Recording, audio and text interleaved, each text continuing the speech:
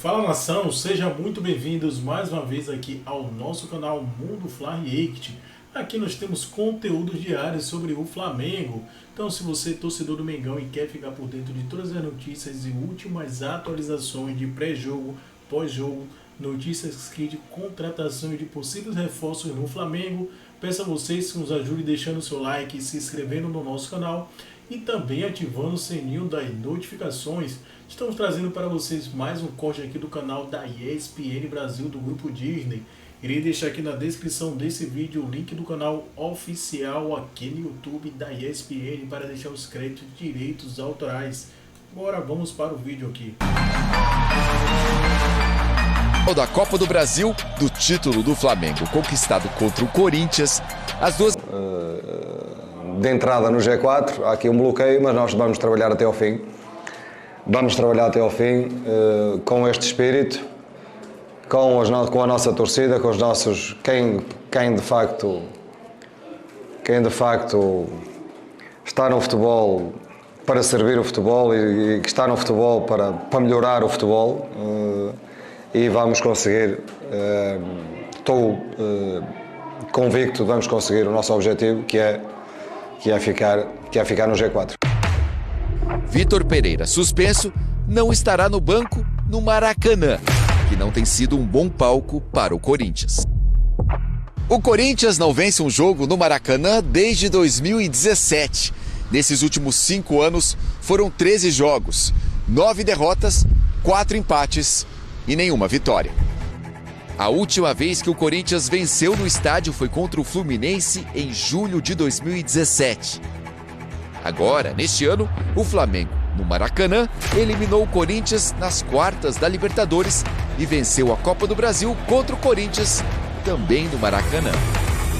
Honestamente, sinto que essa ressaca pós-final de Copa senti claramente no jogo contra o Santos, porque foi uma coisa muito próxima uma coisa da outra.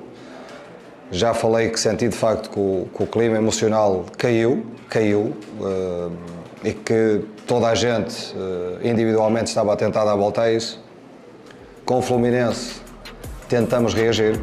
Na quarta, será que teremos mais uma festa rubro-negra ou o fim do tabu corintiano no Maracanã?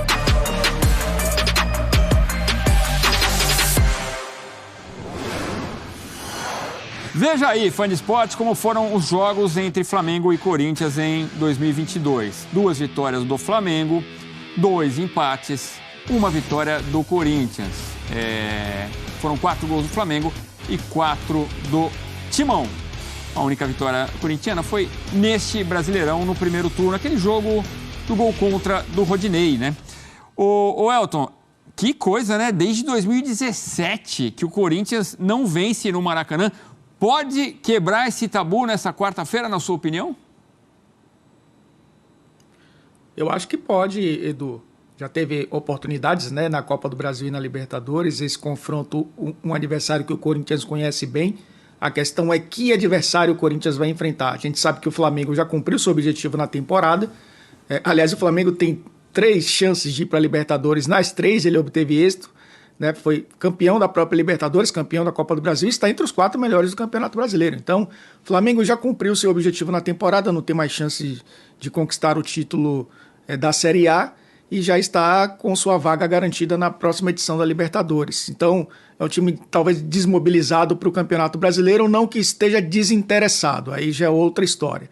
Mas o Corinthians é um time que vai precisar jogar um pouco mais contra o Flamengo, mesmo sendo esse Flamengo talvez completo de reservas, não comparando com esses jogos contra o próprio Flamengo, mas olhando o próprio desempenho do Corinthians nas últimas partidas, um time que tem oscilado demais, um time que desde a perda da Copa do Brasil vem aí tentando se estabelecer dentro do Campeonato Brasileiro, tendo dificuldades ainda, oscilando demais o seu jogo. Deve ter seus principais jogadores, ainda com desfalque e outro, mas esses retornos fazem com que o time se equilibre um pouco mais. E a depender da atmosfera que encontre no Maracanã, vai ser um jogo onde o Corinthians vai ter mais possibilidades de vitória em relação aos confrontos anteriores, justamente pelo que o Flamengo hoje já pensa com relação à sua própria trajetória na temporada de cumprimento de objetivos, né? O Flamengo talvez pense muito mais já em 2023 do que o Corinthians, que ainda tem que cumprir essas suas metas na temporada. Mas acaba sendo um jogo perigoso, Edu, porque mesmo uma equipe desmobilizada tende a jogar com menos pressão. E tendo menos pressão, logicamente você consegue dosar a emoção e fazer um jogo mais equilibrado. É muito mais importante para o Corinthians esse jogo do que para o Flamengo. E para não perder a viagem, a gente viu ali no início da nossa escalada, né, das manchetes, o cachorro abraçando ali o nosso Mendel. Eles vão para quem tem boas energias, viu? E com certeza ele escolheu o cara certo, viu, Edu, para dar aquele abraço. Muito bacana aquela imagem que a gente viu ali na frente do CT Joaquim Grava. Grande Mendel Bidlovski, grande figura. Abraço, parceiro. Vamos dar uma olhada na tela de classificação. A gente já mostrou aqui e a gente vai voltar para o Morumbi já para falar do empate entre São Paulo e Galo. E já mostramos a tabela de classificação também com a vitória do Cuiabá sobre o Botafogo. Os 2 jogos desta terça-feira. Mas eu pedi a tela mais uma vez para a gente ver aí a classificação de Flamengo e de Corinthians. Muito próximos, né? São apenas 3 pontos. Quer dizer, uma vitória do Corinthians nesta quarta-feira faz o Timão pegar o elevador e ainda vai ficar abaixo do Flamengo por causa do número de vitórias. Mas briga ali pelo G4, no caso de uma vitória. Quem você acha que chega na frente nessa briga pelo G4, vai, ô Elton? Eu acho que nesse momento o Fluminense é uma equipe que está retomando o seu bom futebol. O Flamengo vai depender muito do que vai fazer depois dessa ressaca, né, do fim da Libertadores. E o Corinthians é aquela equipe que tem oscilado bastante. Eu acho que a briga vai ficar entre esses 3, claro, mas quem vive um momento talvez um pouco mais de força nessa reta final é o Fluminense. Fluminense, claro, aí a gente está falando do terceiro lugar, e aí Flamengo e Corinthians por essa 4ª colocação. O fato é que agora, Edu, até o 6º você vai para a fase de grupos, né? Então acho que nesse caso pode até ficar um pouco mais tranquilo, né, para essas equipes. O Fluminense já garantiu sua vaga na Libertadores, mesmo que ainda na fase preliminar falta o Corinthians fazer o mesmo. O Flamengo vale por 2 ali, né? Como campeão da Copa do Brasil, empurra para o G5. Como campeão da Libertadores, empurra para G6 ali, aquela corzinha diferente dos classificados para a Libertadores. Por falar em Flamengo, lembrando, né, que o Corinthians teve um bom desempenho na Copa do Brasil no Maracanã. Vamos ver como isso pesa aí, entra em campo nesta quarta-feira. Mas o Flamengo já está em puro período de planejamento, pensando muito em 2023. É nosso assunto agora. Olá, fã de esportes. Apesar de ainda faltarem 4 rodadas para o término do Campeonato Brasileiro, a começar pelo jogo contra o Corinthians, nesta quarta-feira, no Maracanã, às 21h30, a diretoria do Flamengo, assim como o departamento de futebol, já estão pensando na temporada de 2023. Eles estão reunidos permanentemente, traçando todos os planos.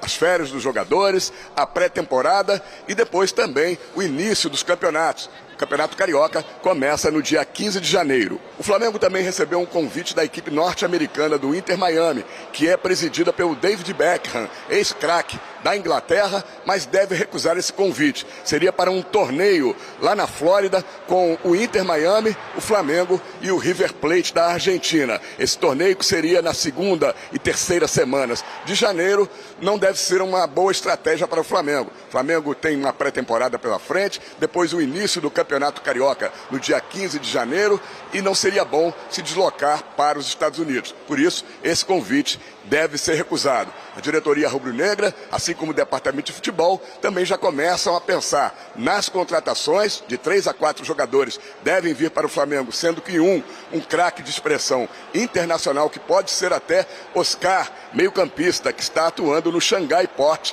da China, e o Flamengo já teve interesse no jogador, mas que acabou não dando certo. Também o Flamengo vai pensar em dispensas, alguns jogadores não vão ficar para a próxima temporada, principalmente o goleiro Diego Alves e o meia Diego Ribas não deverão ficar no clube. O goleiro Hugo está tendo sua situação analisada e pode ser emprestado para pegar um pouco mais de experiência num outro clube. Dorival Júnior deve renovar o seu contrato com o clube. Se for chamado para ser o substituto de Tite na seleção brasileira, Flamengo deve liberar o seu treinador. outros jogadores que estão em processo de renovação de contrato. Ayrton Lucas, Davi Luiz, Felipe Luiz e Rodinei. Todos devem renovar o contrato. Rodinei é que há um grande ponto de interrogação.